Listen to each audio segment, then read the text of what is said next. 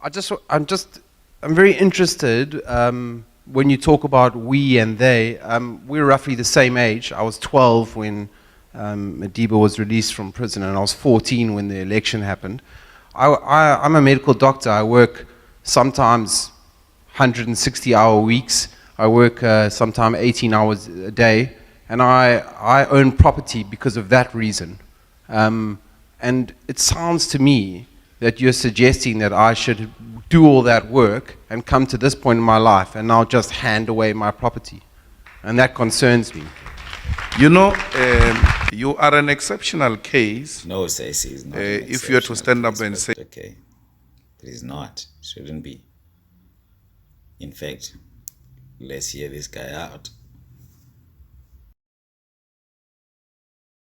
How did white South Africans get so wealthy? South Africa is the most unequal society in the world. And it freaks me out how many South Africans complain about BEE, or they say 30 years of democracy, isn't that enough for you? In exactly that accent. And how little most South Africans know about economic apartheid. How far colonial and apartheid governments went to lift up white people and suppress people of color for hundreds of years.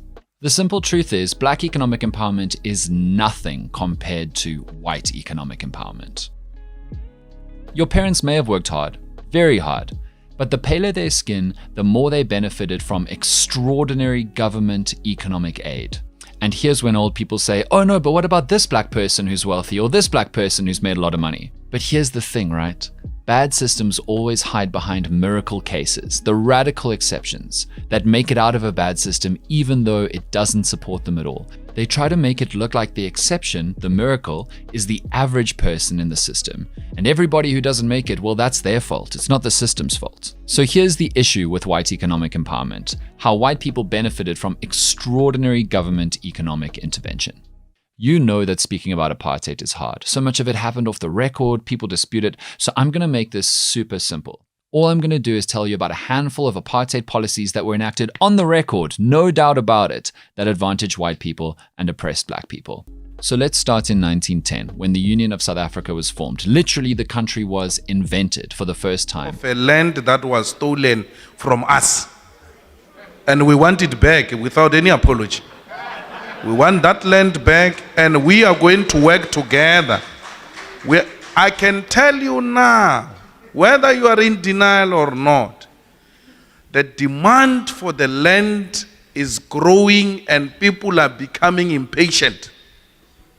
And we don't want Zimbabwe here. We don't want Zimbabwe in this country.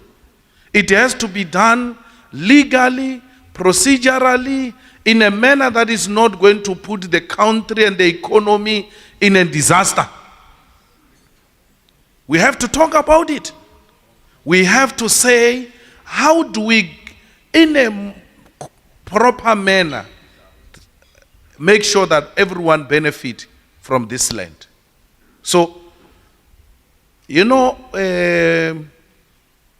Mr. Santa will know, and those who were involved in the negotiations and pre-negotiations, that when it was inevitable for democracy to be ushered in, most of the corrupt state officials began to transfer land into the names of individuals. When we're building a road in Northwest, expanding a road in Northwest from Rustenburg to Mafikeng, the state had to now get into some farms so that, because they didn't have land reserves, so they had to go and take some portions of land as they go along, and then made a call. All those who were affected by our expropriation of land, please come forward so that we can compensate you. Very few people turned up. And the suspicion is that they do not have title deeds. People just declared, this is my land, just before 1994. So don't individualize a big problem. It's like when I say there is racism in this country and you come to me, but I'm not a racist. I'm not talking about you. If you're not racist, why are you worried? But generally there is a problem of racism It's not about an individual. It's a group problem. It is an institutionalized problem. We have to deal with it. And if we don't talk about it, we will not recognize it as a problem. And because we have not recognized it as a problem, now we will not be in a position to solve that problem. You can't solve the problems which you have not identified. So let us not be sensitive. I mean, you are a graduate, you are a doctor, you own a piece of property. I've got a black doctor here with me, very young also, a graduate, and he owns property. We're not taking your property only. We're talking also his property, the flat he owns, a flat size.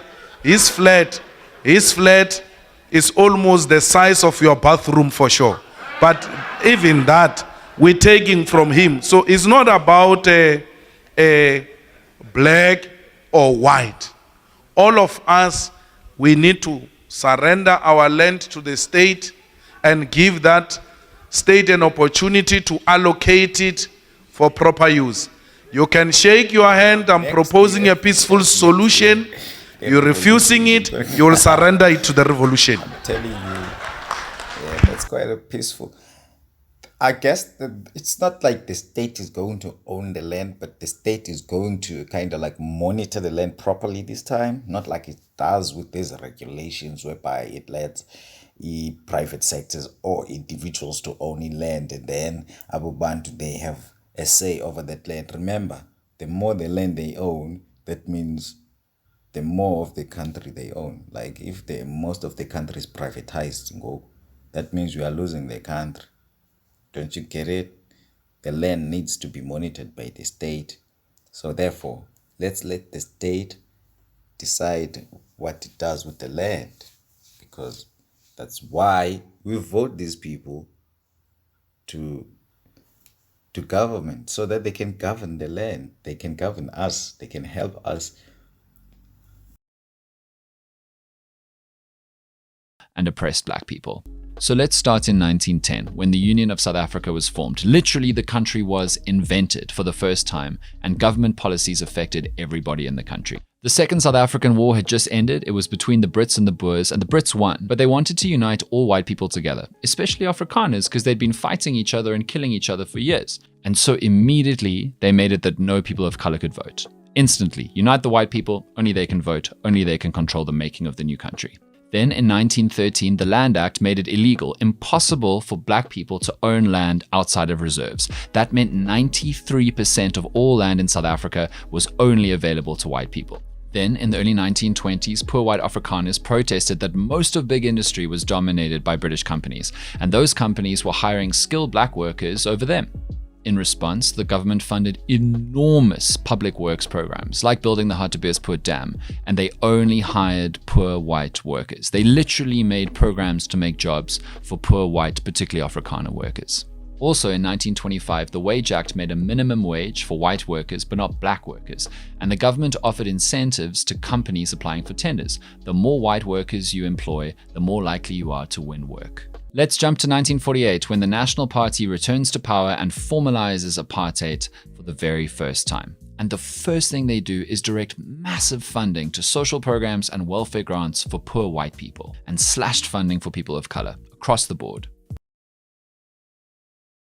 In 1950, the Group Areas Act stopped black people from moving through South Africa freely. They had to get permission to go places, always on white people's terms, and this made it incredibly hard to find work. In the 1950s and 60s, the apartheid government fixed black people's pensions, which meant that as inflation increased, the value of those pensions got less. At the same time, white people's pensions increased dramatically.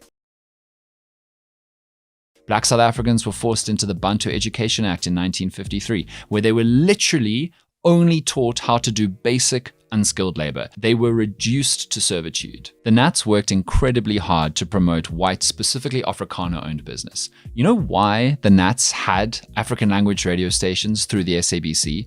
To make money for white people off of black people. In the 60s, the apartheid government handed out millions of radios and ran the African language stations themselves. Obviously, they used it for propaganda to try and control the flow of information around apartheid, but they also gave ad space, reaching this massive new audience to white, especially Afrikaner-owned businesses at knockdown rates. And some of the biggest companies in South Africa today started that way. Afrikaner-owned, benefiting from ad space on African language radio stations that the apartheid government handed them.